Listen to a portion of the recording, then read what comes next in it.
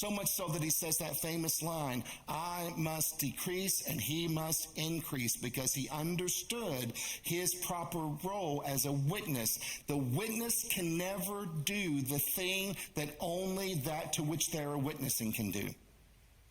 You know, I was thinking this morning about churches as a place of healing, and I want our church to be this. But there's a really important, distinctive way we need to talk about that. Our desire isn't to heal the broken. Our desire is to is to point the broken to the only one who can heal. The goal isn't to make anyone dependent upon a teacher, a teaching, a book, or a church. If we've done that, we've failed.